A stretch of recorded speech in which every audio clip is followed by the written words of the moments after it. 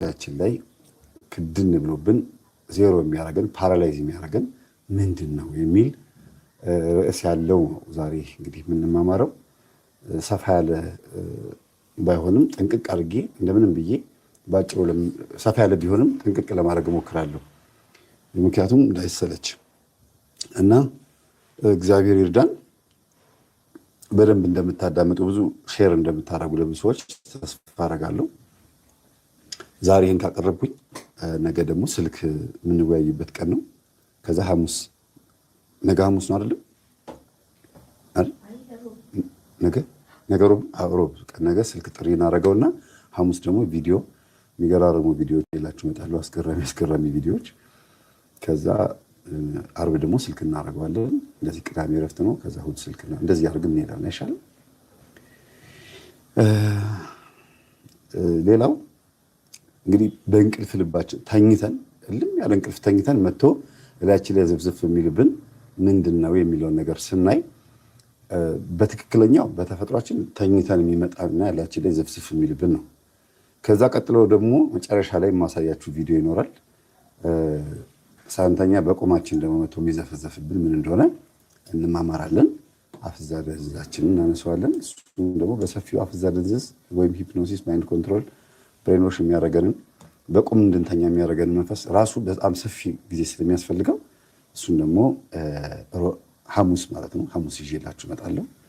በቁም መተኛት፣ በቁም ማንቀላፋት፣ በቁም መፍዘዝ፣ በቁም መደንዘዝ ምን ማለት እንደሆነ በደንብ በሰፊው እንነጋገራለን።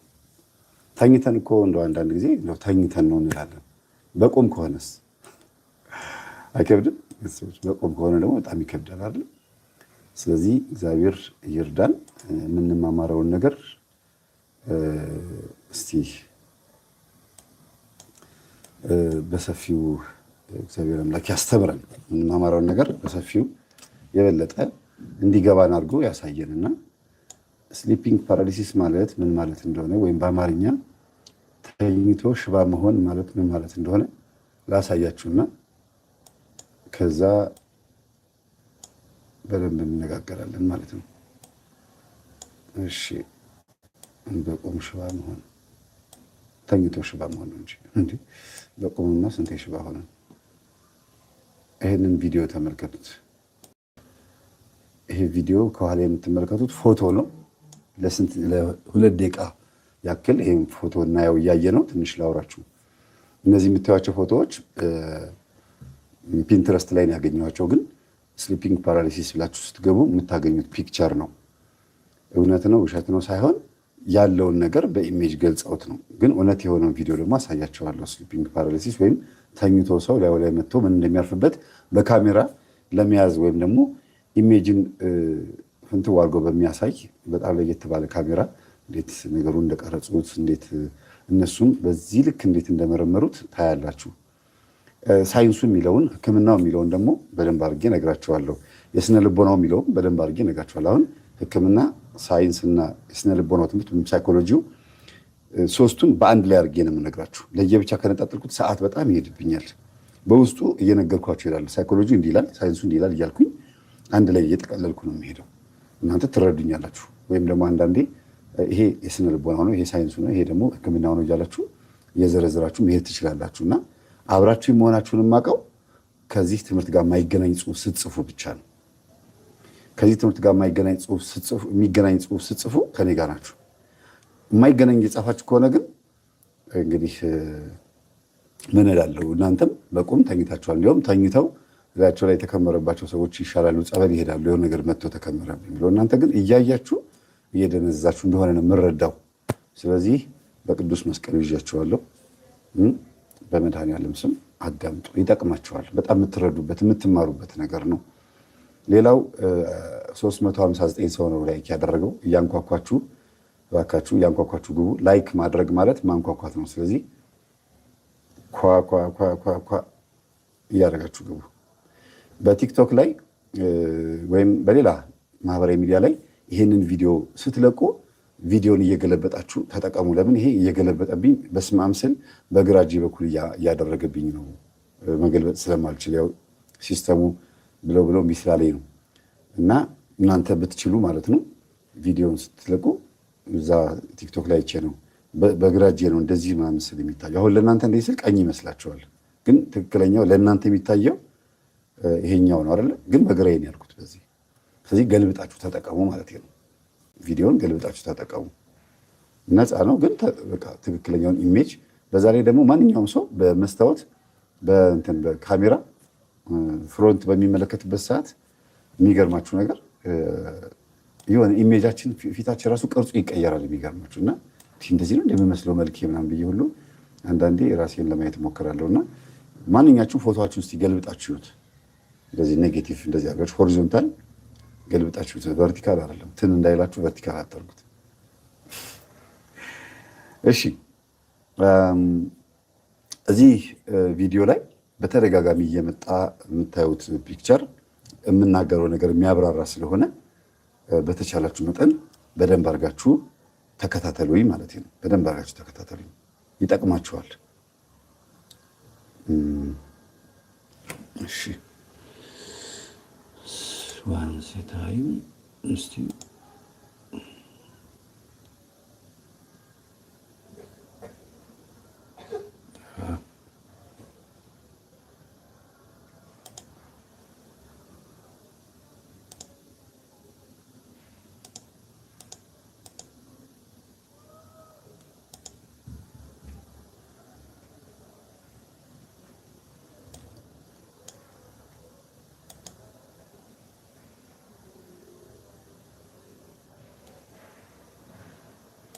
እሺ ትንሽ ወደ ኋላ እየመለሰብኝ አስቸግሮኝ ነው። እንዴት አድርጌ እንደዚህ ትንሽ እንዳይሆን ማድረግ እንዴት እንደምችል አላውቅም። እስቲ እንዴት ነው የሚሆነው? ልክ ሲጨርስ ወደ ኋላ ሄዶ ትንሽ ይሆናል፣ እንደዚህ ማለት ነው። ትንሽ እየሆነ አስቸጋሪ።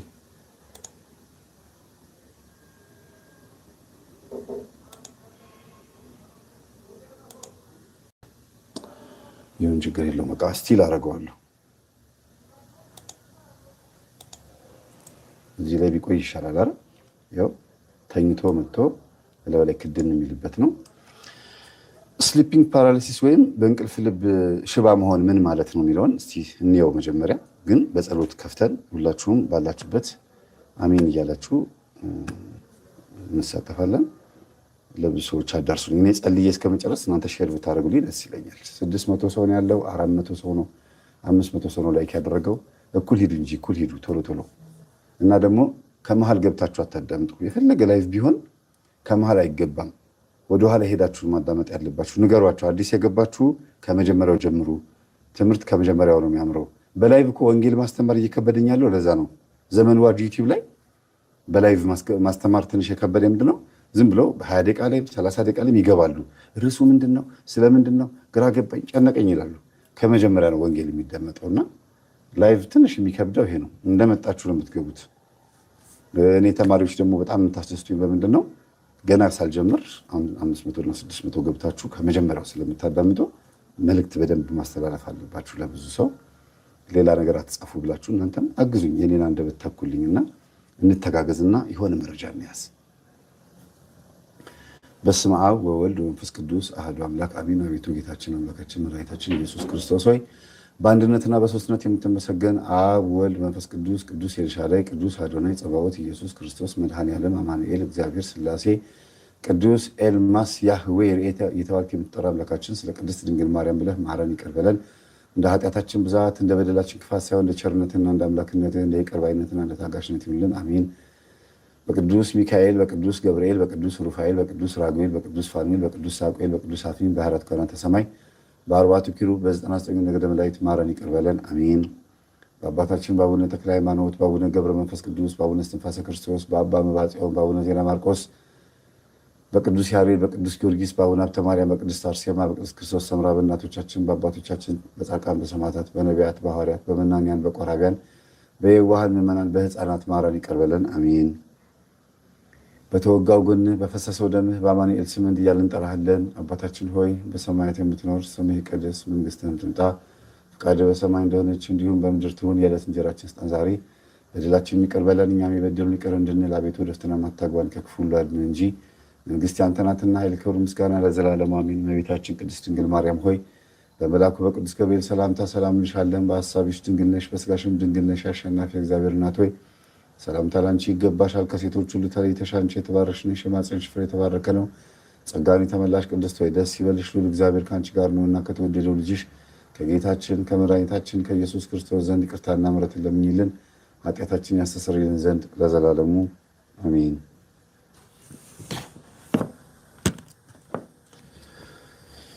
እሺ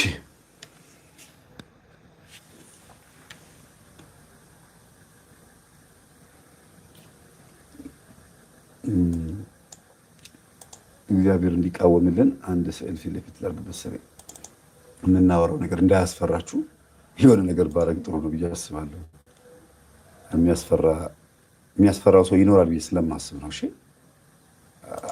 እና አንድ የማንን ስዕል ላድርግላችሁ? እስቲ ቶሎ በሉ። የማንን ስዕል ጻፉ? መጀመሪያ የጻፈ ሰው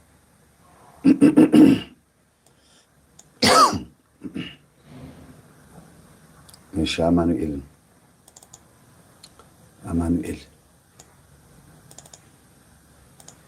ያው አማኑኤል እዚህ ጋር አለ።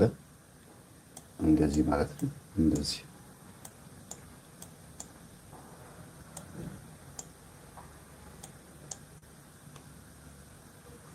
ያው አማኑኤል እዚህ ጋር ያለው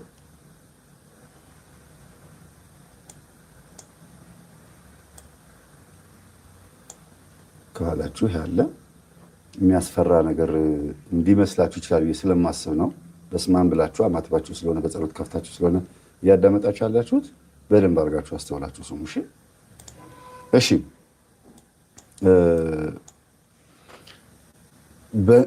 በእንቅልፍ ልብ ሽባ መሆን ወይም ደግሞ ተኝቶ መንቃት ወይም ደግሞ ነቅቶ ሰውነት አልታዘዝ ማለት የሚለውን ነገር እንዴት ነው የሚለውን ነገር ነው የምናየው። እና ምንድን ነው ስሊፒንግ ፓራሊሲስ የሚለውን መጀመሪያ እናያለን። ሁለተኛ መቼ ይመጣል ይሄ ነገር መቼ ይመጣል የሚለውን በደንብ አድርገን እናብራራለን። ሶስተኛ መንስኤው ምንድን ነው? የትኞቻችንንስ ይይዛል የሚለውን እናያለን፣ በእድሜ ክልልም ጭምር ማለት ነው። መፍትሄውስ ምንድን ነው እያለን እየዘረዘርን እስከ 10 ድረስ እንሄዳለን ማለት ነው። መንስኤው ላይ በጣም ብዙ ልዘረዝር እችላለሁ።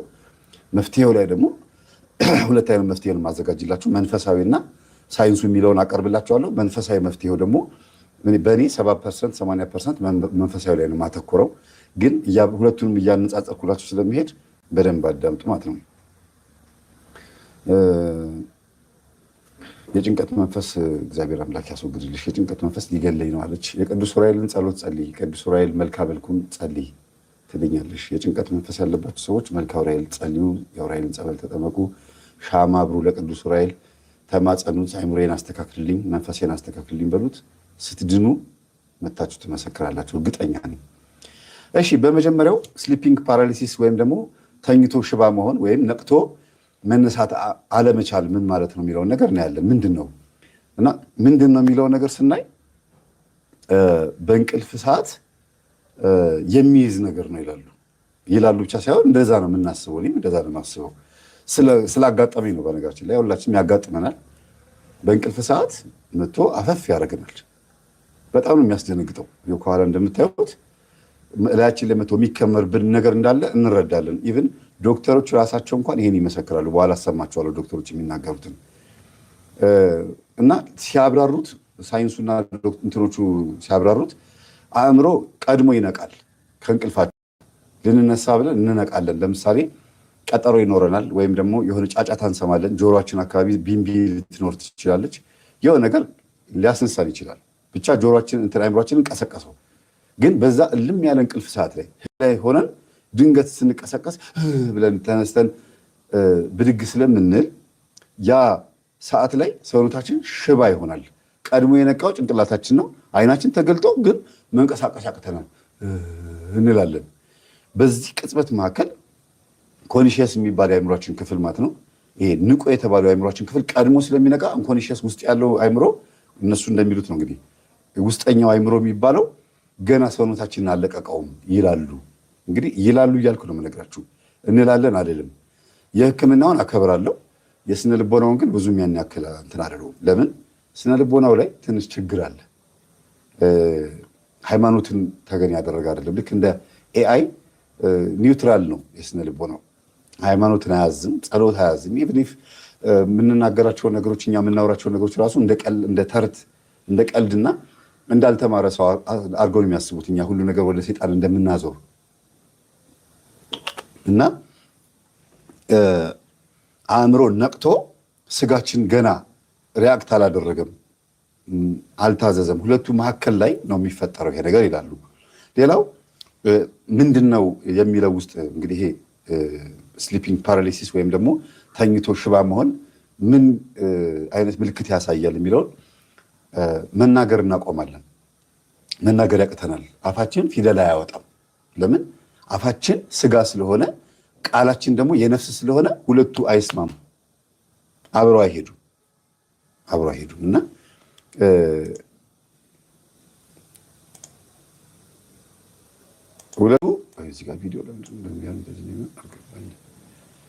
ሁለቱ መንፈሳችን ከስጋችን ጋር ቶሎ አይዋሃድም። ለምን እንደሆነ በኋላ አመጣበታለሁ። እኔ ምክንያቱን አመጣዋለሁ። እነሱ የሚሉትን ግን እየዘረዘርኩ እየሄድኩኝ እናወራለን ማለት ነው። በዚህ መካከል ሳላብራራ ማላልፈው ግን ሰው ስጋ፣ ደመነፍስ፣ ነፍስ፣ መንፈስ እና ህይወት የሚባል ክፍፍሎች ያሉት ፍጥረት ነው።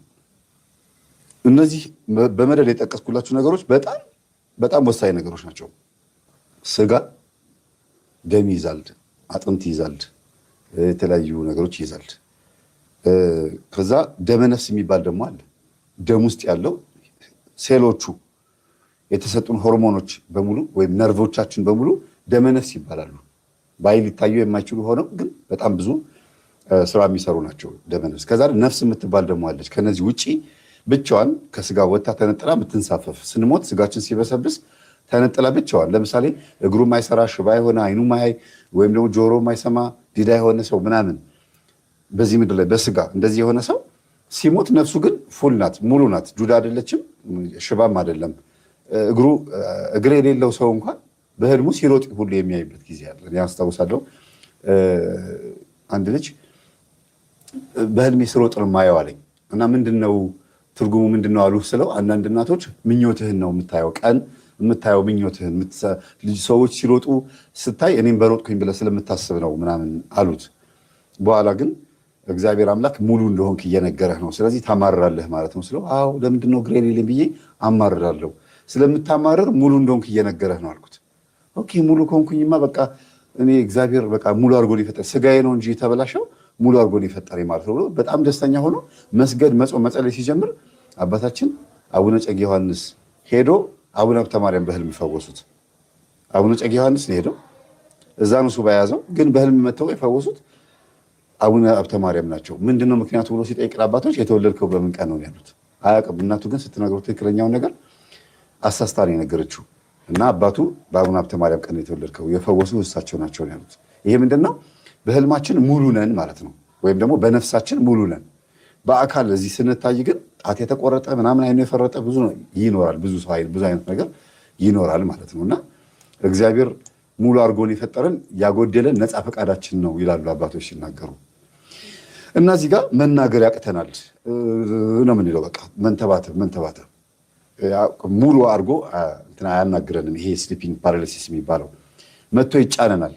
እንዲያውም አንዳንድ ሰዎች አካል ያለው የሆነ ቅርጽ ያለው ነገር መጥቶ ላይ ተዘፈዘፈብኝ፣ ሰውነቴ መንቀሳቀስ አቃተኝ ነው የሚሉት። ሳይንሱ ደግሞ ወይም ሕክምና ወይም ስነልቦና ወይም የሳይካትሪስቱ ደግሞ ምንድን ነው የሚለው? አይ ነፍሳችን ተፈጥሯችን የተለየ እኛ ሰዎች ስንባል ድንቅ ፍጥረቶች ስለሆንን በአእምሯችን ኢሜጅ የምናደርገው የሆነ ቅርጽ ነው እንጂ ሴጣን አይደለም ነው የሚሉት። እሺ መሆን አለመሆኑን እያየን ነው የምንሄደው። እንግዲህ እየለየን እንመጣለን። ከዛ ቀጥሎ ደግሞ መወራጨት ያቅተናል። መወራጨት ማለት እዛው ግትር እንዳለን እንዲህ ፍርግጥግጥ አንልም። የጸበል ሲጠመቅ ወይ የሆነ እንትን ሰው ሲል እንደዚህ እንደሚያሳየው አይንፈራገጥም። እዛው ነው በቃ ሽባ ነው የሚያደርገን። በውስጣችን ሰውነታችን ማዘዝ እንፈልጋለን፣ ግን ማዘዝ አንችልም። ይሄ ህክምናው ምን ይለዋል? አይምሯችን ከአካላችን ጋር ገና አልተዋሃደም ይላል። ስለዚህ ነፍስ ወጥታ ነበር ማለት ነው። ወደ አዘር ዳይሜንሽን ሌላ ቦታ ሄዳ በተለያየ ነገር ገብታ ወጣነች ማለት ነው። ልትገባ ያጣጣረች ነው ማለት ነው። እስቲ እንግዲህ እሱንም እናያለን። ሌላው በዚህ ሰዓት ይሄ ነገር መጥቶ ላያችን ላይ በሚዘፈዘፍብን ሰዓት ያስጨንቀናል፣ ፍርሃት ይለቅብናል፣ ያፍነናል ማለት ነው። ማስጨነቅ ማለት ነው መተንፈስ ያቅታል። ለምን? አይምሯችን ነቅቷል። ቀድሞ ስለነቃ ሳምባችንና እንትናችን አይሰራም። የት ጋር ሄደን እንተንፍስ? ማዘዝ አይችልም አይምሯችን፣ ሳምባችንን ማዘዝ አይችልም። ሳምባ ቀጥ ብሏል፣ በደመ ነፍስ ነው ያለው። አይምሮ ሲያዝ ነው አይደለም እንደ እጄ እንደዚህ አምጥቼ እንደዚህ ብለው ያው አይምሮ ሲያዝ ነው። ስለዚህ አይምሮ ካላዘዘ እጄ ሊንቀሳቀስ አይችልም። ሳምባም ልክ እንደዛ ነው፣ እንደ እጅ ነው። አይምሮ ሊያዘው አይችልም ማለት ነው። በዛች ቅጽበት ውስጥ ነው። ስለዚህ እንዲህ አይነት ሁኔታ ላይ ሆነን ቅጽበታዊ በሆነበት መልኩ ሰዎች ልክ ሲነቁ ብሎ እጃቸው መስራት ይጀምራል። ከየት ነው የመጡት? ከምን ውስጥ ነው ብቅ ብለው ሾልከው ፊት ለፊት መታየት የጀመሩት ማለት ነው። ከዛ አራተኛው ደግሞ ሰውነት ይዝላል። ሰውነት ይዝላልና መወራጨት ያቅተናል ማለት ይለያያል። ይዝላል ማለት ሽባ ሆኖ ልፍስፍስ ይላል። ሌላ ሰው እንኳን በተኛንበት መጥቶ እንኳን ቢነካል እንደዚህ ዕቃ ዝም ብሎ የወደቀ ራሱን የሳተ ሰው ወይም አስክሬን ስትሸከሙት በጣም የሚከብደው አይደለ? ራሱ ፌንት ያለን ሰው ስትሸከሙት በጣም ከባድ ነው። የነቃ ሰው አሁን እግሩን የታመመ ሰው ስትሸከሙት አቀፍ አድርጎ ይዛችሁና ኃይል ያግዛችኋል አይደል? ግን ራሱን የሳተ ሰው ሙሉ በሙሉ ሬሳ ስለሚሆን እንደዛ ነው የምትሆኑት ማለት ነው። መዛል ማለት ያ ነው። ሳይንሱ ይሄንን ነገር ቀለል አድርጎ ነው የሚያስበው። ስለዚህ እንደ ህመም ይቆጥረዋል። ወይም ህመሙም ራሱ ምንም የማያውቅ ጉንፋን ይዞን እንደሚለቀን፣ ራስ ምታት ይዞን እንደሚለቀን አይነት ነገር ነው የሚያስቡት። ሳይንሱ እንደዛ ነው የሚያስበው። እና የሳይንሱን የስነ ልቦናውንና የሕክምናውን በአንድ ላይ ያደረግኩ መሄድ የምፈልግበት ምክንያት አሁን ነው የሚገባችሁ። እንግዲህ ኖርማል ቀለል ያለ ነገር ነው ብሎ የሚያስበው ለምን አሁን መቼ ይመጣል የሚለውን እናያለን። እዚህ ውስጥ ነው የምናገኘው። እንግዲህ ይሄ መቶላችን ላይ ክድን የሚልብን ነገር መቼ ነው የሚመጣው? እናንተ አሁን መቼ እንደሚመጣባችሁ ጻፉ። እኔ እዚህ ጋር እዘረዝረዋለሁ። አንደኛ ተኝተን አድረን ልንነቃ ስንል፣ ልክ ጠዋት ሊነጋጋ ሲል እንደምንነቃ፣ እንደገና ደግሞ ምን ሄድበት አይነት አላር ይሄ ሰዓት አላርም ሞልተን ውስጣችን ነፍሳችን ያንን ሰዓት ታውቀዋለች። የሚገርማችሁ ስጋችን ነው እንጂ ሬሳ ሆኖ አልጋ ላይ የሚተኛው። በነገራችን ላይ ስጋችን ነው ነፍስ እኮ አትተኛም። መላእክትም ሰይጣንም ነፍስም አትተኛም በፍጹም። ይሄ ሌላ አካል ስለሆነ ማለት ነው። ኢቭን ተኝተን ብዙ ህልም የምናየው ነፍስ ስለማትተኛ ነው። እዛም ትሄዳለች። በምሽት እኛ ስንወጣ አይናችን የሚያየው ጨለማውን ነው። በነፍስ አይን ግን ጨለማ የለም። ብርሃንም ጨለማም ማየት ትችላለች፣ ገልጣ ማየት ትችላለች። ናይት ሙድ አላት። ናይት ሙድ ማለት እንግዲህ ሁሉ ነገር ገልጣ ማየት የምትችልበት አቅም አላት። የነፍሳችን ጉዳይ ባወራችሁ አያልቅም። ነፍስ ምንድናት የሚለው ላይ ብናቦካ አያልቅም። በጣም በጣም ረቂቅ ናት ነፍስ። ስጋ ራሱ እንኳን ገና ሳይንስ ተመራምሮ አልጨረሰውም፣ እንኳን ነፍስ ማለት ነው። እንኳን ነፍስ እና ይሄ ከዚህ ከኋላ የምትመለከቱት እዚህ ጋር ተኝታለች ልጅቷ። ከኋላዋ ራስጌዋ ላይ በጣም ብዙ አፉን የከፈተ አጽም ይታያታል። ከአጠገባ ደግሞ አይኑ ብርሃን ያለበት ጥቁር የሆነ ሰው አጠገቧ ቁጭ ብሏል። እንደዛ ነው የሚታየው፣ እንደዛ ነው የሚታየን። አንዳንዴ ደግሞ መጥቶ ላያችሁ ላይ እንደዚህ ሊከመርባችሁ ከኋላ ተመለከታችሁት፣ አቅፏት እንደዚህ በቃ ልፍስፍስ ብላችሁ በዚህ ልክ ነው የሚታየው መንፈሱ። እና ልክ ልንነቃ ስንል ሊነጋጋ አካባቢ በጣም ኃይለኛ እንቅልፍ ለሚወስድን ባይዘው ሊነጋጋ አካባቢ በጣም ኃይለኛ እንቅልፍ ለሚወስደው ዲፕ ስሊፕ የሚባል የሆነ ይከፋፍሉታል ዶክተሮቹ። በዛ ላይ ስለ እንቅልፍ ሌላ እመጣላቸዋለሁ በኋላ እንቅልፍ ምን እንደሆነ። እና ልክ ሊነጋጋ ወይም ልትነሱ አካባቢ መንጋቱን ተውትና ልትነሱ አካባቢ ቀስ ያለ አይደለም አይምሯችሁ የሚነቃው። አይምሯችሁ ቀድሞ ይነቃና ስጋችሁ ሽባ ይሆናል። በዛ ሰዓት ላይ ነው ብዙ ጊዜ ሰው እንዲያውም በጣም የሚደነግጠው። ተመልሶ መተኛት ሁሉ ይከብደዋል። 80% ተኝተን ልንነቃ ስንል እንደሆነ ነው የሚናገረው። ሁለተኛው ደግሞ ተኝተን ወዲያው እንቅልፍ እንደወሰደን፣ በተለይ እልም ያለ እንቅልፍ በአንድ ጊዜ ወስደናል አይደለም፣ እንደዚህ ጋደም እንዳልን ቶሎ የምናንኳረፍ ሰዎች አለን።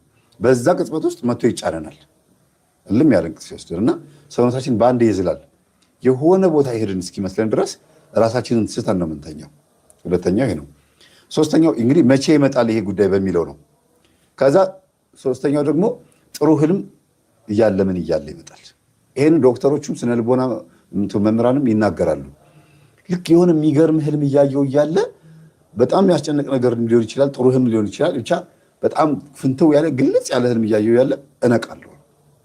በህልም ውስጥ ህልም አላጋጠማችሁ? በህልም ውስጥ ህልም ማለት ተኝታችሁ ህልም እያለማችሁ ስለ ህልማችሁ ለሰው እየተናገራችሁ እኔ እንዲህ አይነት ህልም አይቼ እስቲ ፍቱልኝ እያላችሁ እየተናገራችሁ በጣም ብዙ ሰዎች እንደዚህ ይሉኛል። መምህር በህልም ውስጥ ህልም ይታያል እንዴ ይሉኛል። እና ይሄ አይነት ሁኔታ ላይ የምትሆኑት ቀድማ ነፍስ ትነቃለች። ከዛ ቀድሞ አይምሯችሁ ይነቃል የሚሉት ኮንሽስሊ እነዚህ ዶክተሮቹ ቀድሞ አይምሯችሁ ይነቃል የሚሉት ይሄን ነው። ነፍስ ትነቃ ስላችሁ ይሄ ስጋን ለመቀስቀስ ጥረት ታደርጋለች ማለት ነው። ትነቃለች ስላችሁ ከሄደችበት ዙረትም ትመጣለች። ብዙ ቦታ ነው የምትዞረው። ቤተ መቅደስ ሁሉ ትገባለች እኮ አንዳንዴ ከስጋችሁ ወጥታ ሄዳ ቤተ መቅደስ ገብታ ብዙ ቦታ ዞራ ተመልሳ ትመጣለች። አምላኳን ፍለጋ ብዙ ነው የምትንከራተተው። ኃጢአተኛ ሰው ነፍስ ብትሆን፣ የአህዛብ ነፍስ ብትሆን፣ የሌላ እምነት ተከታይም ነፍስ ብትሆን ነፍስ ውሸትና ጨለማ የለም። ነፍስ ሁልጊዜ ብሩህ ናት። አጋንንት ግን ከያዛት እውነቱን እያወቀችው ተይዛለች። በነፍስ ዓለም ሃይማኖት አንድ ነው ይባላል። የሚገርማችሁ በነፍስ ዓለም፣ በስጋ ዓለም ግን ብዙ ነው ሃይማኖት። ምንድን ነው ሃይማኖት? ሁሉም ውስጥ ያለው ፈጣሪ ነው እንላለን። በነፍስ ዓለም ግን አንድ ሃይማኖት እንደሆነ ነው የምታውቀው። ኢቭን ሙስሊም ይሁን ፕሮቴስታንት ምንም ይሁን ነፍሳቸው ሀቅ የሆነውን ነገር ታውቃለች። ትክክለኛ የሆነውን መንገድ ታውቃለች። ፈጣሪን በትክክል ትረዳዋለች። ደግሞ ትንሽም አይደለችም፣ ትልቅም አይደለችም፣ ረቂቅ ናት። ሕፃን ስንሆን ነፍሳችን ሕፃን አይደለችም። አታድግም፣ አታንስም። በእውቀት እንጂ በእምነት እንጂ የምታድገው ፊዚካሊ ስትፈጠርም ስትወለድም ያው ናት። ልክ ኤክስ ክሮሞዞንና ዋይ ክሮሞዞን የወንዴና ሴቴ ምናምን እንደዚህ ሰው ልክ በሚፈጠርበት ቅጽበት ነፍስ ከእግዚአብሔር ትሰጣለች። ካለመኖር ወደ መኖር ትመጣለች። እንዲያውም በሳይንሱ የወንድና የሴት ዘር ሲገናኝ እሳት ብልጭታ፣ ብርሃን ብልጭታ አለው ሁሉ ይባላል። አሁን በምርምር ተገኝቷል በሳይንሱ ላይ እና ባለፈው ጄሚናይ ላይ የጠየኳትን የሰላም የዩቲዩብ ላይ አይታችሁታል አይደል? እና ምንድነው የወንድና የሴት ዘር በሚገናኝበት ቅጽበት ልክ ወንድ ዘር የሴት ዘር ላይ መጥቶ ሲገባ የዛን ሰዓት ነፍስ ካለመኖር ወደ መኖር ትመጣለች። እንዲህ እያለች የምታድግ አይደለችም፣ ትገኛለች። ድንገት ትልቅ ናት፣ ትንሽ ናት አንላትም፣ ረቂቅ ናት። ሁሉንም መሆን የምትችልም ልትሆን ትችላለች፣ ገና ስላላየናት ማለት ነው። በትምህርቱ መሰረት ግን ነፍስ ረቂቅ እንደሆነች፣ ረቂቅ ማለት ደግሞ ማነስም መተለቅም ነው ተብሎ በዚህ አሁን በሜዥርመንት በእኛ ሜዥርመንት አንለካትም ማለት ነው።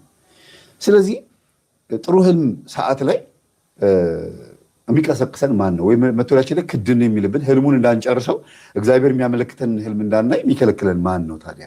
በዚህ ሰዓት መጥቶ ስሊፒንግ ፓራሊሲስ ሲስተም የሚፈጥርብን ማለት ነው። አራተኛው እንግዲህ ቀጠሮ ሲኖረን ነው። ቀጠሮ ሲኖረን ልክ አላርሙ ብሎ ስልካችሁ ሲጮህ ብርግግ ብለን ስንነሳ አእምሯችን ቀድሞ ይነቃል ይባላል በሳይንሱ በሕክምናውና በሳይኮሎጂው በስነ ልቦናው።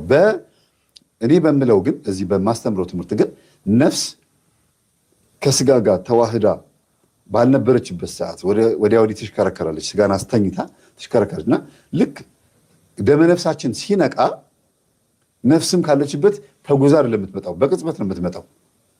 በቅጽበት ነው የምትመጣው። የፈለገችበት ቦታ ስትሄድ ትራንስፖርት አያስፈልጋትም። እና በዚህ አይነት ሁኔታ ውስጥ ድንገት ስትገባ ያለው በመካከል ያለው ፍትጊያ ላይ አንድ ነገር ይፈጠራል። ዶክተሮች ራሱ የሚያምኑበት አሁን ቅድም በኋላ የምከፍትላችሁ አንድ ዶክተር አለ፣ የሚገርም ዶክተር። ምን ይላል? በዚህ አጋጣሚ ሰይጣን ይገባል በሁለቱ መካከል። ልክ ስጋችን ሳይነቃ እኛ ነፍሳችን የምንለው እነሱ ደግሞ አይምሯችን ነቅቶ ባለበት ሰዓት ላይ ክፍተት ያገኛል። ልክ አንዳንድ መዝናኛ መጫወቻ ቦታ ላይ ብድግ አድርጎ እንደዚህ እንትን የሚሉት ነገር የሚያሽከረክር ምናምን ራሳቸው እንደዚህ ሲሱታላቸው ሲጫወቱ ሲዝናኑ በጣም ከአይምሯቸው በላይ ሲሆንባቸው ላይ ሲወስዳቸው ይስታሉ ራሳቸው። በዛ ቅጽበት አጋንንት ይገባል ይባላል።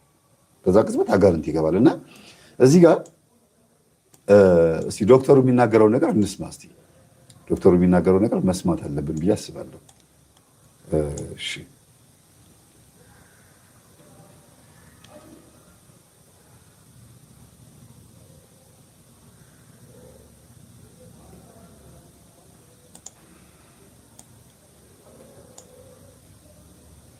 በነገራችን ላይ ስሊፕ ፓራላይሲስ እንደምናስበው መጥፎ ነገር አይደለም።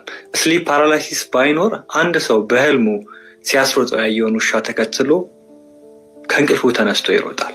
ያ እንዳይፈጠር በህልማችን የምንመለከተው ነገር በአካል በተግባር ምላሽ እንዳትሰጥ የሚከላከል ስሊፕ ፓራላይሲስ ነው። ይህ ማለት ስሊፕ ፓራላይሲስ ከሌለ በህልማችን የተመለከትነውን ነገር አካላችን በተግባር ምላሽ ስለሚሰጥ በህልማችን ውስጥ የሚያስሮጠን ውሻ ብንመለከት ከእንቅልፋችን ሳንባንን እዛው በእንቅልፍ ልብ ውስጥ ሆነን በተግባር በአካል እንድንወርጥ ያደርገናል። ይህን ለመከላከል ስሊፕ ፓራላይሲስ የግድ ያስፈልገናል። ምክንያቱም በህልማችን ለተመለከትናቸው ነገሮች ሁሉ አካላዊ ምላሽ መስጠት ስለማንችል ያንን ነገር ለማስወገድ ስሊፕ ፓራላይሲስ መኖር አለበት። አሁን ዶክተር ነው በምርምር ደረጃ ያለውን ነው የሚነግረን ያለው። ስሊፒንግ ፓራላይሲስ የሚባለው ነገር ሰዎች ብድግ ብለው እንደ ድሪም ወከርስ ማለት ነው በር ከፍተው ምናምን ሊወጡ ይችላሉ። ስሊፒንግ ፓራላይሲስ ከድሪም ወከርስ የሚለዩት ምንድን ነው? ዝም ብለው ብድግ ብለው ሄደው ልጥፍ ነው የሚሉት ከግድግዳ ጋር አይታያቸው፣ ስጋቸው አያይም፣ ደመነፍስ ነው የሚነሳው ማለት ነው። እንትን ድሪም ወከርስ የሚባሉት በእንቅልፍ ልብ ተጓዥ የሚባሉት ግን የሚያስነሳቸው እላያቸው ላይ የሰፈረ መንፈስ ስላለ ነው። ለምን? በዚህ ጉዳይ ላይ በጣም ብዙ ጥናት አጥንተዋል። ሁለቱ በጣም ልዩነት አለው። ስሊፒንግ ፓራላይሲስ እና ድሪም ወከርስ የሚባሉት ወይም የእንቅልፍ ልብ ተጓዦች የሚባሉት እና ሄደው በር ከፍተው እንዲያውም ቁልፉ የተደበቀበት በር ቢቆለፍ እንኳን ቁልፉ የተደበቀበትን ቦታ ሁሉ ያውቃሉ። ያንን ቁልፍ አምጥተው ከፍተው ቤተሰብ ራሱ እንዲያውም አይሰማም። አንዳንዴ እንቅልፍ በጣም ይጥልባቸዋል። ለምን? ላያቸው ላይ ያለው መንፈስ ቤተሰብ እንዳይሰማ ውጭ ወጥተው ወንዝ ላይ እንዲገኙ፣ አስፋልት ላይ እንዲገኙ፣ መኪና እንዲገጫቸው ወይ ደግሞ የሆነ መንፈስ እንዲለክፋቸው፣ እንዲዘረፉ፣ እንዲደፈሩ ሴትም ወንድም ቢሆኑ ለማድረግ ነው ይሄን የሚያደርገው። ይሄ ድሪም ወከርሶች ላይ ነው። ስሊፒንግ ፓራላይሲስ ግን እንግዲህ በኋላ ለይተን በመንፈሳዊ ነገር ላይ እናየዋለን። አስቡት፣ ድንገት የሆነ ሰው ብድግ ብሎ ተነስቶ ከእንቅልፉ መስኮትን በርን መስሎት ሲወጣ ከግድግዳ ጋር ሊጋጭ ወይም ከሆነ ኤሌክትሪክ ጋር ሊጋጭ ይችላል። ከሆነ ነገር ጋር ሊሰበር ወይም ደግሞ ሊቆረጥ ወይም ደግሞ ችግር ውስጥ ሊገባ ይችላል ተብሎ ስለሚታመን ስጋው ሽባ እንዲሆን ተደረገ። ማን ያደረገው? ይሄንን እግዚአብሔር ከሆነ ተመስገን፣ ያደረገው እግዚአብሔር ከሆነ። ስለዚህ ደግሞ ስሊፒንግ ፓራላይሲስ ድንገት ሰዎች በእንቅልፍባቸው ተነስተው ከሆነ ነገር ጋር እንዳይጋጩ እግዚአብሔር ያመጣልን ጥበብ ነው ብሎ ካሰበ በኋላ ደግሞ የሚታየን ኢሜጅ ምንድን ነው የሚለውን ደግሞ ስናየው ደግሞ ትንሽ ለየት ይላል ማለት ነው። የምናየው ኢሜጅ ሰው ሁሉ እንዲህ ነገር አይቻለው ይላል፣ መቶ ተጫነኝ ይላሉ። ስለዚህ ያ መቶ የተጫነን ነገር ከማን የተላከ ነው? የሚያስፈራ ነገር ለምን ሆነ? የሚያምር ብርሃናዊ መልአክ ለምን አላየንም? ጠባቂ መልአክ ከሆነ ከእግዚአብሔር የተሰጠ ተፈጥሯዊ ጸጋ ከሆነ ለምን በሌላ ኢሜጅ ይገለጻል? ይህንን ጥያቄ ነው ማቀርበው ማለት ነው። ዶክተሩ የሚናገረውን እንስማ። በእርግጥ ግን ብዙዎች እንደሚሉት በስሊፕ ፓራላይሲስ ውስጥ ክፉ መናፍስቶች በዛ ውስጥ በመግባት ህልሙን የመረበሽ ሌሎች አይነት ተጽዕኖ የሚፈጥሩ ነገሮች እንዳላቸው ታሳቢነት በማድረግ ስሊፕ ፓራላይሲስን የበለጠ ጥሩ ያልሆነ መልክ እንዲሰጡ ያደርጉታል። ነገር ግን ያ አይደለም። ትልቁ ስሊፕ ፓራላይሲስ የሚኖርበት ምክንያት ፊዚዮሎጂካል ሪዘን ነው ያለው።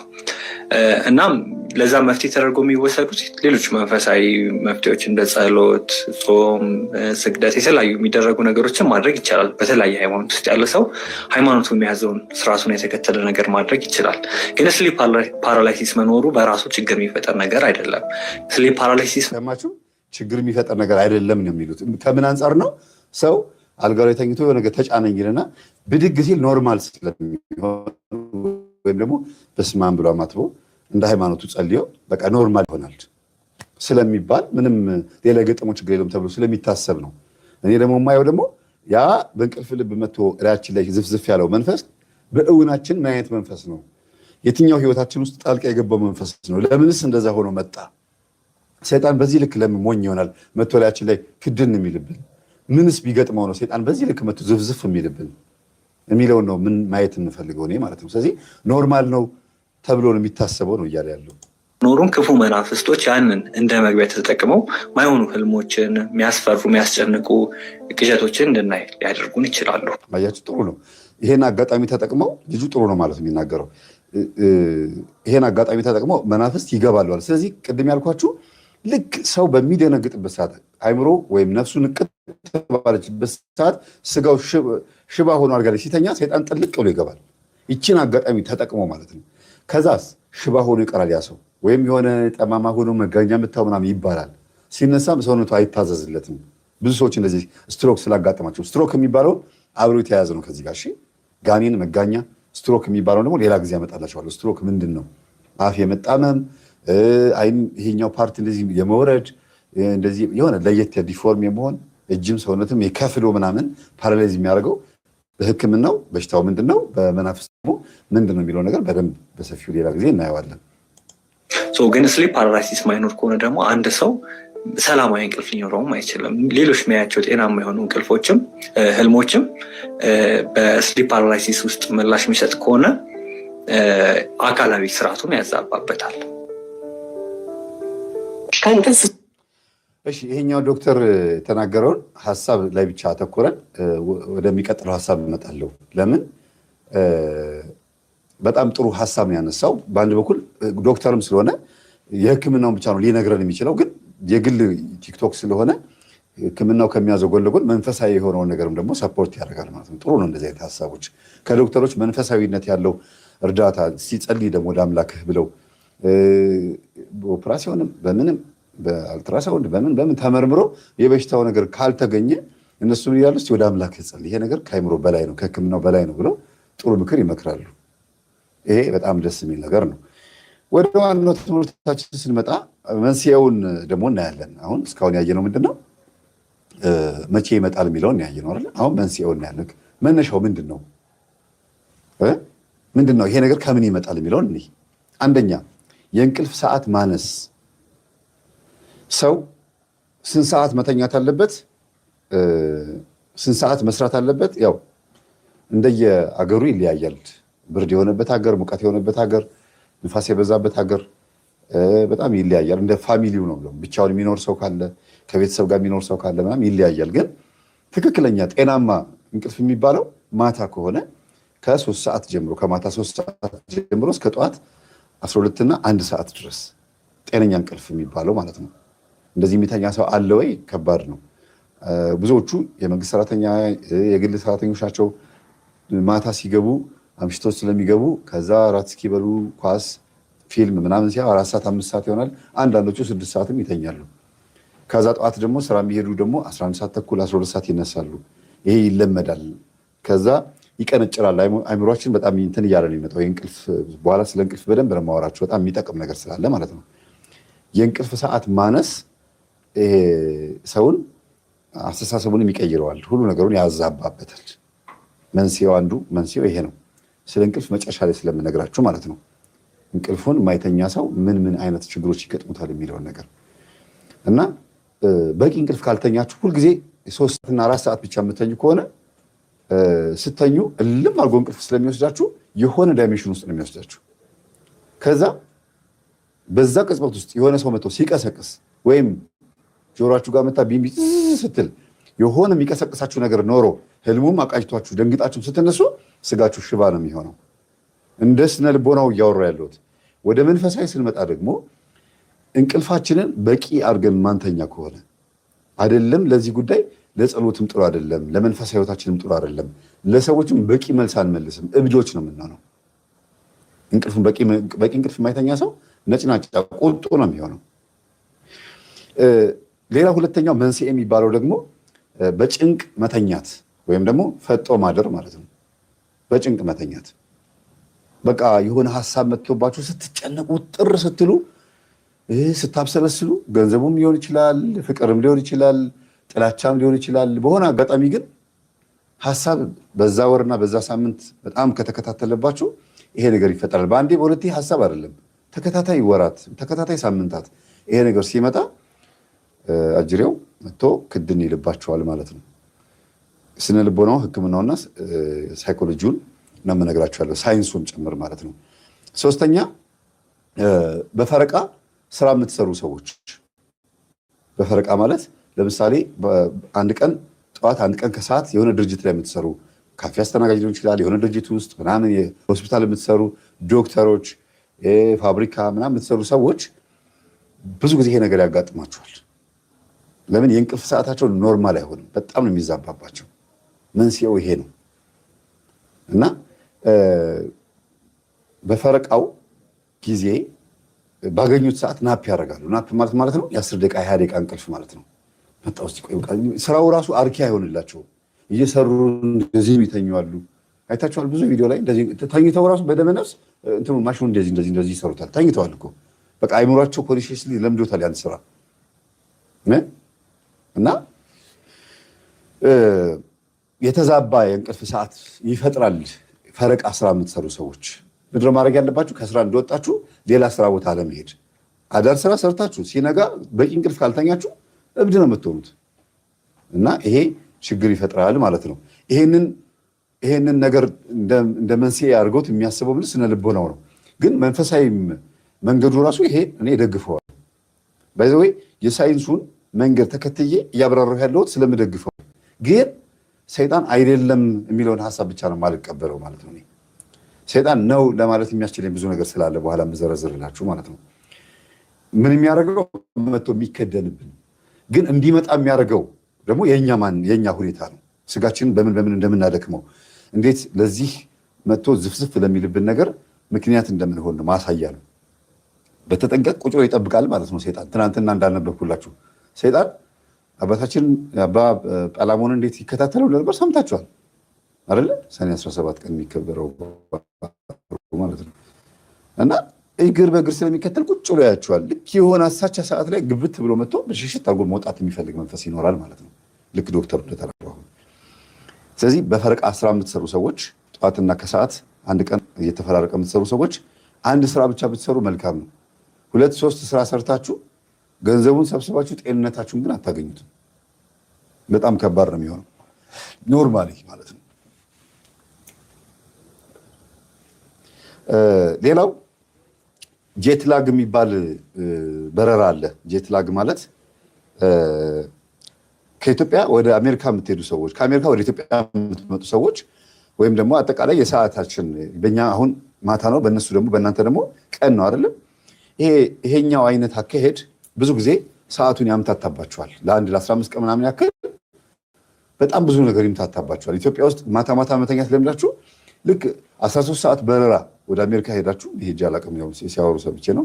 13 ሰዓት በረራ ሄዳችሁ እዛ ሀገር ስትደርሱ ስትገቡ እነሱ ተኝተዋል፣ እናንተ ነቅታችኋል። ለምን? እናንተ ሰዓታችሁ ሌላ ነው። እነሱ ሲነቁ ደግሞ እናንተ ተኝታችኋል። እና ሰዓቱን ለማመጣጠን በነቁበት ሰዓት እያላችሁ ምናምን እየተንጠራራችሁ ምናምን ከእነሱ ጋር ትቆያላችሁ። እነሱ ደግሞ እኛ ሀገር ሲመጡ ደግሞ እንደዛው ይዝላል ሰውነታቸው እስከ 1 ሳምንት ድረስ ይሄ ይፈጠራል። በዚህ አጋጣሚ ስሊፒንግ ፓራሊሲስ ይፈጠራል፣ ወይም ደግሞ አጅሬው መጥቶ ክድን ይልባቸዋል ማለት ነው። ህልሞችም መጥቶ ያቸው ላይ ይዘፈዘፋል ማለት ነው።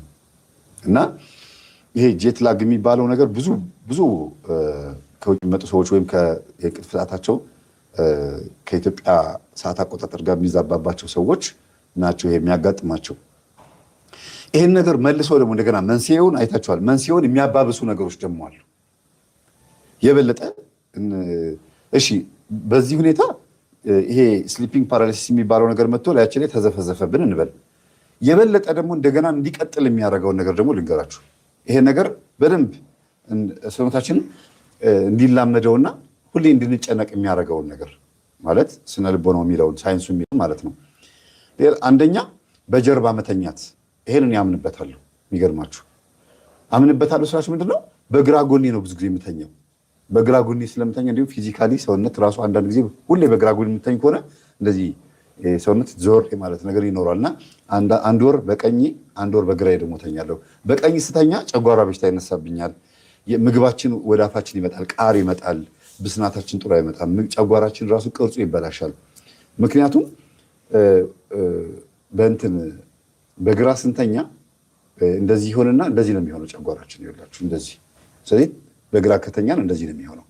ያ ማለት ምግቡ እዚህ ላይ ቁጭ ይላል፣ የትም አይሄድም ማለት ነው። ይሄ ከላይ ያለው ይሄ ግራ ጎኔ ነው ማለት ነው። ግራ ጎኔ እንደዚህ ይሆናል። በቀኝ ከተኛችሁ ግን እንደዚህ ይገለበጣል። ስለዚህ እህሉ ይደፋል። ምን ላይ? እዚህ ላይ።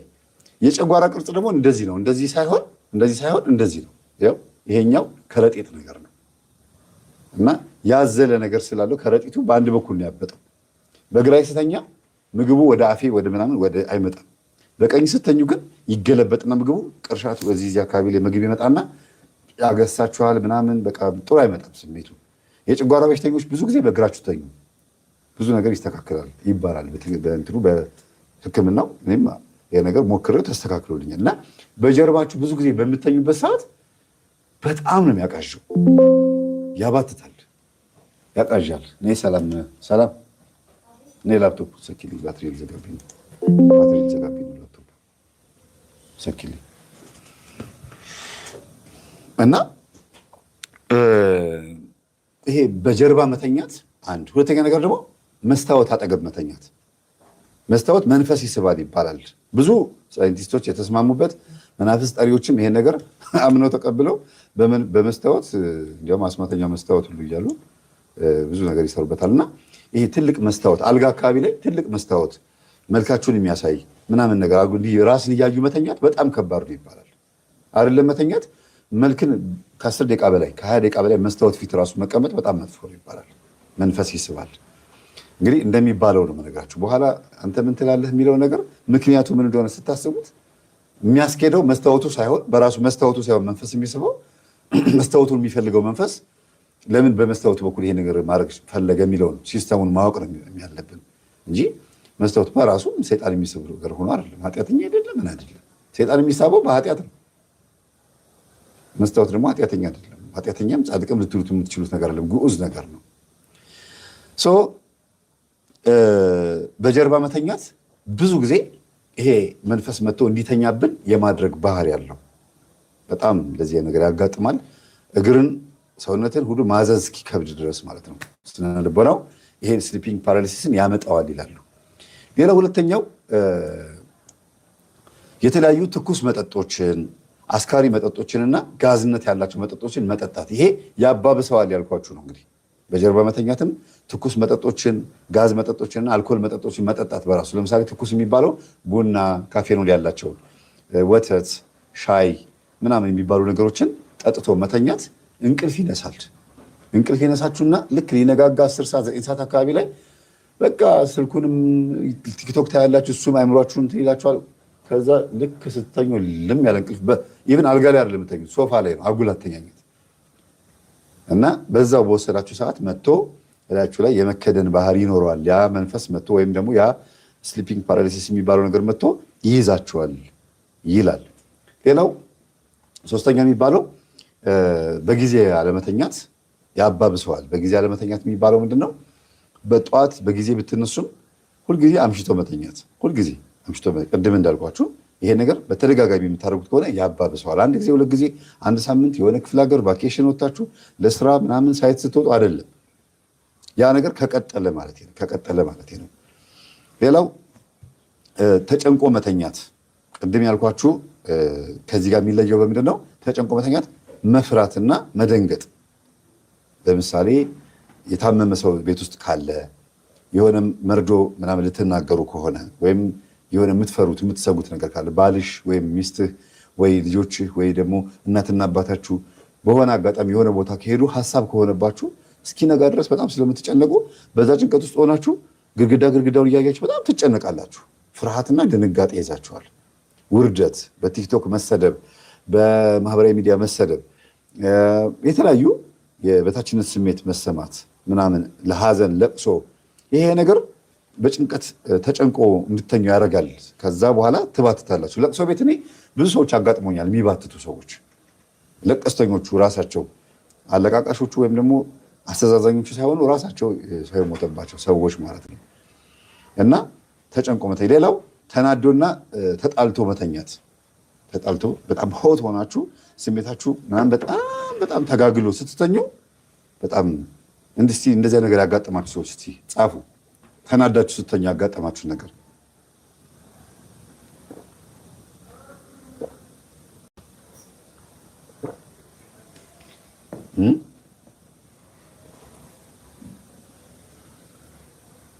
እሺ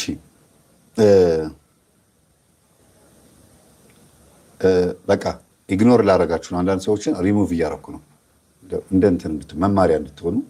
ትምህርት አታዳምጡም። ገና የት ሄደሽ ነው ምናምን ትባበላላችሁ አይደል? ስለዚህ ይኸው ሚስተር ምናምን የሚባለውን ሰው አስወጥቼዋለሁ። በኋላ መልሰዋለሁ። ሪሙቭ ነው ያደረኩት። በቃ እንደዚህ አይነቶች ሰዎች ሪሙቭ ለዛሬ ነው። ከቀጠለ እንደዛ ይቀጥላል ማለት ነው። አታዳምጡም? እኔ እዚህ ስንት ውሃ እየተጋትኩኝ እየተነጋገርን ነገ ከነገ ወዲያ እኮ መምህርን እኮ ትምህርቱን አዳምጥ ነበር ትላለህ። ስትጠይቁን አትመልሱም። ከዛ እንደዚህ አይነት ሰዎች ናቸው ሌላ ሚዲያ ላይ ሄደው አፋቸው የሚከፍቱት። ከታተል ነበረ ግን ለውጥ የለውም የነሱ ትምህርት ይላሉ። ሁሌ መንፈስ መንፈስ ነው ይላሉ። በምንለው ነገር ውስጥ ያለውን ፍሬ ነገር መያዝ እንኳን አይችሉም።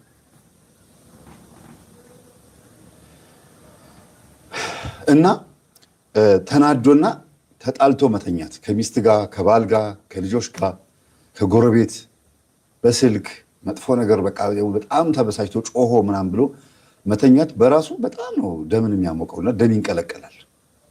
ይሄ ነገር የሚፈጠረው ደግሞ በምን ሰዓት እንደሆነ በተደጋጋሚ ተማምረናል።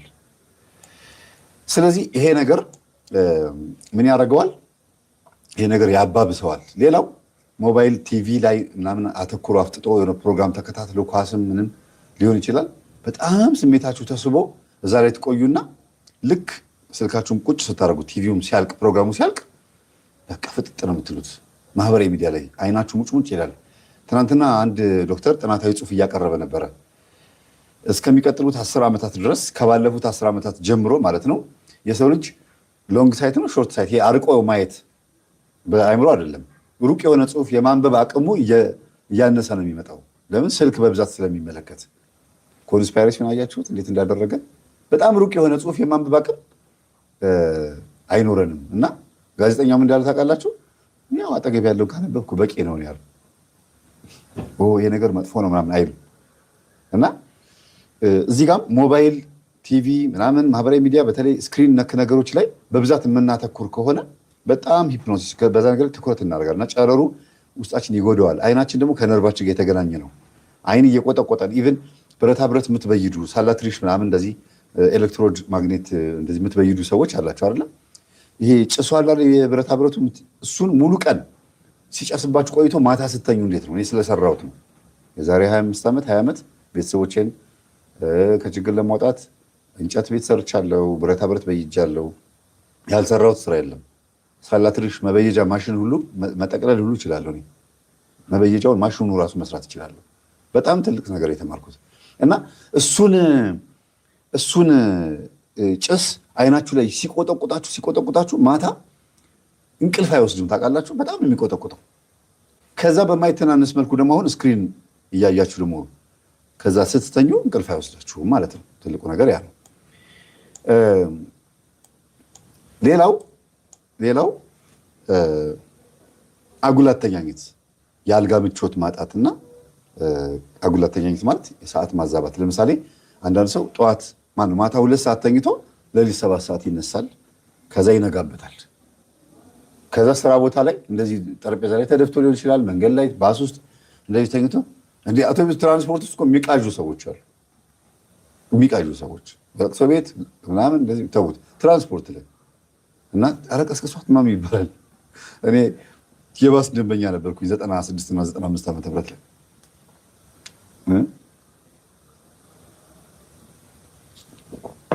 እና አጉል አተኛኘት እና የሰዓት ማዛባት፣ አንዴ በጊዜ ተኝቶ ሌሊት መነሳት፣ አንዴ ደግሞ በሚቀጥለው ጊዜ ደግሞ አምሽቶ ተኝቶ ጠዋት መነሳት፣ እንደዚህ ሰዓቱን በጣም ማምታታት ማለት ነው። የእንቅልፍ ሰዓታችሁ ላይ ነው። ታዲያ ቀን አላልኳችሁም። ሌላው የማንፈልገው ቦታ ሄደን ስንተኛ፣ ለምሳሌ አልጋ ሲቀየርብን፣ የለመዳችሁትን አልጋ ስትቀይሩ፣ ከሰው ጋር መተኛት፣ ጎረቤት ማደር፣ ሌላ ሀገር ሄዶ ማደር፣ ቤት ዘመድ ጋር ስተኙ፣ ጓደኛ ጋር ስተኙ፣ እንዲህ ነገሮች ይፈጠራሉ ብዙ ጊዜ። ሰው ቤት አሁን ሰው ቤት ሄጄ እንቅልፍ አይወስደኝም። እኔ በጣም በቃ ይጨንቀኛል አይደል? ማንም ሰው ነው። ሰው ቤት ሄጄ ፍጥጥ ነው የምለው፣ በቃ ይነጋል እና ምን እንደማደርገው ራሱ ግራ ስለሚገባኝ ብዙ ጊዜ እንደዛ ማደር ይከብደኛል። እና ሰው ቤት ስትተኙ፣ አገር ቀይራችሁ ስትሄዱ፣ አልጋ ስትቀይሩ፣ ቤርጎ እነዚህ አንዳንድ ሆቴሎች ላይ ቤርጎ ምናምን ስትሄዱ ይጨንቃል። በዛ ሰዓት ላይ የዛ ቤት መንፈስም ሊሆን ይችላል፣ የዝሙት መንፈስ እዛ ቤት፣ ምናልባት ሆቴሉ የሆነ ድግምት አስደግሞ ሊሆን ይችላል። ቢዝነስ እንዲመጣ ሰው እንዲያደር፣ አልጋው እንዳይራብ እንዳይጠማ አልጋው ማለት ሰው ሁልጊዜ የሚተኛበት ማለት ነው። ሁሌ ባዶ ክላስ እንዳይቀር እና ድግምት የሚያስደጋ የእነሱ መንፈስ እዛ ቤት ያገኛቸዋል። እና አንዳንድ ሰው ቤት ዘመድ ቤት ስትሄዱ ጨሌ የሚያመልኩ ቤተሰቦች ቤት ትሄዳላችሁ። መተት የተጣለበት ቤት ሊሆን ይችላል። ወይ ደግሞ ለሕክምና ለህመም ብለው ባህል ሕክምና ጋር ሄደው ምናምን መንፈስ አምጥተው ወይ ደግሞ የሆነ ቦታ ላይ የፍየል ጭንቅላት የበግ ጭንቅላት ምናምን ለአዳልሞቴ ተብሎ በግ ታርዶ በጉ ከታረደ በኋላ ቆዳውን ግድግዳ ላይ የሚሰቅሉ ሰዎች አሉ። ያ ራሱ ያቀዣል። ለምን ያጅሬው ነው። መሬት ላይ መደብ ላይ ራሱ ቆዳ ምናምን ያለበት ቤት አላጋጠማችሁ? እኔ አሁን አልቀመጥም ቆዳ ላይ ሰው ቤት ሄጄ ለምን ቆዳው የምን እንደሆነ አውቀዋለሁ። እና ይከብዳል። እንዲህ አይነት ነገሮች ጳውሎስ ኞኞ ምን እንዳለ ታውቃላችሁ? በህልሜ በሬ ሲያባረኝ ያደረው አለ። ምን ላይ የተኛው ሲለው ጭድ ላይ የጭድ ፍራሽ ላይ አለው። ታዲያ ምግቡ ላይ ታኝተህበት ነው የማያባረረህ አለው ይባላል። እና አንዳንድ ጊዜ መንፈሱ ያለበት ቤት ሄዳችሁ እንዴትስ ነው ማያባንናችሁ? እንዴት ነው መጥቶ ማይዘፈዘፍባችሁ? እሺ እንዴት ነው እንኳን ደህና መጣ ብሎ ክምር ይልብሃል። ስለዚህ እንደዚህ አይነት ነገሮች ቤት ውስጥ ስትገቡ በጣም ብዙ ችግሮች አሉ ማለት ነው። እንግዲህ እነዚህ ምንድናቸው? የሚያባብሱት ነገሮች ናቸው አሁን የነገርኳችሁ በሙሉ አራቱ። ሌላው ስንቶቻችን ላይ ይታያል የሚለውን ደግሞ እኔ ስንቶቻችን ላይ ነገር ይታያል በእድሜ ክልል በምናምን ስናየው እና ምን ያህሎቻችን ላይ ነገር ይታያል? አንደኛ በሽፍት የሚሰሩ ሰዎች ላይ ይበዛል። ቅድም እንዳልኳችሁ በሽፍት የሚሰሩ ቀን ማታ የፈረቃ ሰዓት የሚሰሩ ሰዎች ላይ በብዛት ይታያል ይሄ ነገር። ሁለተኛ አእምሮ ህሙማን የሚባሉ ሰዎች ላይ ይበዛል። ለምን? በቂ እንቅልፍ አይተኙም። አእምሮ ህሙማን ሰው ያበሳጫቸዋል፣ ኪኒኑ አያስተኛቸውም። በጣም ብዙ በሽታ ቢኖርባቸውም አይናገሩም። ህመሙ ንቅት ነው የሚያደርጋቸው እና ልክ ሰው ከነቃ በኋላ ግን እነሱ ይተኛሉ። የዛን ሰዓት ቤቱ ሲንኳኳ ዕቃ ምናምን ሲተራመስ ምን ሲል ብንን ብለው ተነስተው ስጋቸው ሽባ ይሆናል። የአእምሮ ህሙማን ብዙ ጊዜ ያጋጥማቸዋል። ሌላው ተማሪዎች፣ ቲኔጀሮች፣ እነዚህ አፍላ ዕድሜ ላይ ያላቸው ሰዎች ሁለቱን ለየብቻ ነው። ተማሪዎች ጥናት በምታጠኑበት ሰዓት እኔ አሁን ድሮ ተማሪ ሆኜ ሳጠና እግሬን መዘብዘፊያ ውስጥ ወይም እግር መታጠቢያ መዘብዘፊያ ውስጥ በቀዝቃዛ ውሃ አድርጌ ቁጭ አድርጌ ነው እንደዚህ ማጠናውና በእግሬ በኩል ቅዝቃዜ ስላለ እንቅልፍ አይወስደኝም ብዬ ስለማስብ ነው። ያ ሁሉም ተማሪ አድርጎት ያለፈው ነገር ነው እና እንድነቃ ብዬ ነው። ግን ይነጋል በዛው እያጠናሁኝ። ከዛ እዚሁ ድንበሯ ምስራቅ አጠቃላይ ነው፣ ሀይለ ማዞሪያ ነው ስማር የነበረው። ከመገናኛ እየሮጥኩኝ እዛ ሄዳለሁ። ክላስ ውስጥ ግን ያው ነው አስተማሪ እያስተማረ በቾክ ያደረገ ግንባራችን ይለናል። ምንድን ነው? አይ ሌሊት እኮ ሳጠና እኮ እንደዚህ ምናምን ነው። ኧረ ይሄኔ ኳስ እያየህ ነው ማለት ነው። ከዛ አንዳንድ ጊዜ እንደዚህ አይረዷቸውም። አንዳንድ መምህራን ደግሞ ነቃ ነው ሂድ ታጠብና ና ምናምን ይላሉ። ታጠብና ሂድ ታጥበና ይላሉ። እና በዚህ አጋጣሚ በጣም ብዙ ተማሪዎች እንዲህ አይነት ነገር ያጋጥማቸዋል። ስሊፒንግ ፓራሊሲስ ወይም ደግሞ ቀንም መተኛት አይችሉም። ናፕ የሚያደርጓት እቺ የ10 ደቂቃና የ20 ደቂቃ ናፕ የሚያደርጓት ነገር ጠቅማቸው ቁልጭ ብለው ሊውሉ ይችላሉ እንጂ ማታም ሲመጡ በጊዜ አይተኙም። እና የሆነ ሳምንት ላይ መጥቶ ክምር ይልባቸዋል። በሳምንት ቢያንስ አያጣቸውም ይሄ ነገር ተማሪዎች ላይ ማለት ነው። ሌላው አፍላ ዕድሜ የሚባሉ ወጣቶች ላይ አፍላ ዕድሜ ስላችሁ ቲኔጀር ከ13 እስከ 18 19 20 በሉት ችግር የለውም። በዚህ ዕድሜ ላይ ያሉት በጣም ንቁ ነው። ጭንቅላታቸው ብሩህ ነው። ስሜታዊ ናቸው። እንደ ከርከሮ ያዝ ለቀቅ ነው። አሁን የያዙትን ይዙና ይጨልቁትና ሌላ ነገር ያምራቸዋል። እንደዚህ ራሱ ተፈጥሯዊ ባህሪያቸው ለዚህ ነገር ይጋብዛል ይባላል በሳይንሳዊ ጥናቱ ማለት ነው። እና ብዙ ጊዜ አፍላ ዕድሜ ላይ ያሉት ልጆች እንደዚህ ነገር ስለሚያጋጥማቸው ቤት ውስጥ ሰራተኛ፣ ወንድም፣ እናት፣ አባት ካሉ አተየቃዥ ነው ተነስ ምናምን ይሏቸዋል። ደግሞ በጣም መጥፎነቱ እንደዛ እየቃዡ መጥቶ መቀስቀሱ ነው። በውሃ መርጨት ቀልዶች አሉ። አንዳንድ እንዲሁም ቲክቶክ ላይ ያለው በጣም ልም ያለ እንቅልፍ የወሰደው ሰውዬ ላይ መጥተው በባሊ ሙሉ አድፍት ያደርጉበታል። እና በጣም ከባድ ነው። ቀውስ ያደርጋል። አይምሮ ዘገምተኛ ሁሉ ያደርጋል። ያሳብዳል። መጥፎ ነው። እንደዚህ አይደረግም። እንቅልፍ ማት ከባድ ነው። ትናንትና ስነግራችሁ የሚያንኳርፍ ሰው ተኝቶ ቤቱን እያናጋ እንደ ቶም ኤንድ ጄሪ እያለ ቤቱን ሲያነቃንቅባችሁ እንዴት የምተኛው ምናምን ትላላችሁ። ባልና ሚስት ሆነው ሚስት የምታንኳርፍ ከሆነ ባልየው አልጋ ሊቀይር ወይም ሶፋ ላይ ሊተኛ ይችላል። ባል የሚያንኳርፍ ከሆነ ደግሞ ሚስትየዋ ደግሞ ቦታ ትቀይራለች። በዚህ አጋጣሚ ምን ይፈጠራል? 10 ጊዜ መንቃት ምን ማለት ምናምን፣ ከዛ እብድ ነው የምትሆኑት። ሰላም አትተኙም። አሁንም ትነሳላችሁ። ሌላው በእንቅልፍ ልቡ የሚወራጭ ልጆች ካሏችሁ ከልጆች ጋር የምተኙ ከሆነ በእንቅልፍ ልብ ስትወራጩ ሊተኝተው ሲል ጊዜ ግጥም ያደርግላታል ወይም እሷም ትመተዋለች። ከዛ በኋላ ምን መጣ ብሎ ብድግ ሲል በእንቅልፍ ልብ ነው። በዛ አጋጣሚ ደግሞ ማይነቃ ከሆነ ቀድሞ አይምሮ ስለሆነ የሚነሳው እዛው ይላል እና ይሄ ነገር ይፈጠራል። እዚህ ቲኔጀሮች ወይም ደግሞ አፍላ እድሜ ላይ ያሉት ወጣቶች በጣም ስሜታዊ ስለሆኑ ቀን ያዩትን ነገር በሙሉ መሆን ስለሚፈልጉ ማታ ይመጣባቸዋል። ኳስ ሲጫወቱ ወይ ፊልም ሲያዩ ወይ ደግሞ ሲሳሳቁ ክላስ ውስጥ የነበራቸው ሁኔታ ምናምን ሰፈር ውስጥ የነበረው ሁኔታ ከጓደኞቻቸው ጋር የሚያወሩ ነገር በጣም ሆት ነው። የተረጋጋ ስሜት ስላልሆነ ነው ተፈጥሮ ራሱ እና በዛ አጋጣሚ ስሊፒንግ ፓራሊሲስ ይፈጠራል ማለት ነው። ሌላው ቀላል ነው ተብሎ ስለሚታለፍ እንደ በሽታ ስለማይቆጠር ብዙ ሰዎች ይሄን ነገር ያዩታል። ቅድም እንዳልኳችሁ በቃ ተነሳው ነቃዊ ነው በቃ ምንም ነገር የለውም ይላሉ። እንደ በሽታ አይቆጥሩትም እና ሁላችሁም ሲጻፉ ቢባል አሁን 1300 ሰው እያየኝ ነው። ጻፉ ብላችሁ ኧረ እኔም አጋጥሞኛል የምትሉት እንደው በመንግስት ደረጃ ስሊፒንግ ፓራሊሲስ ወይም በእንቅልፍ ልብ ሽባ መሆን ያጋጠማችሁ ሰዎች መጥቶ ክምር ያለባችሁ ሰዎች ጻፉ ቢባል ከ100 ስንት ይሆናል? የኢትዮጵያ ህዝብ ብዛት 100 ስንት ሆነ እንጂ ሚሊዮን ሲጻፉልኝ በእናታችሁ ረሳሁት ቁጥራችንን። ቁጥር እየቆጠር ነው ቡዳ ይሆን ነው ህዝብ እያለቀ ያለው ቁጥራችንን ስንቆጥር ነው። 130 ሚሊዮን 140 ሚሊዮን ሲጻፉልኝ ባካችሁ። ምንድነው 13 ፒ 130 ሚሊዮን 150 ሚሊዮን ከዚህ ሁሉ ህዝብ እርግጠኛ ነኝ 100 ሚሊዮን ሰው እንደዚህ ሆኛለሁ ይላል። የማይባትት የማይቃዥ የለም። ማተባሳሪ ሆንክ ሌላ እምነትም ተከታይ ሆንክ።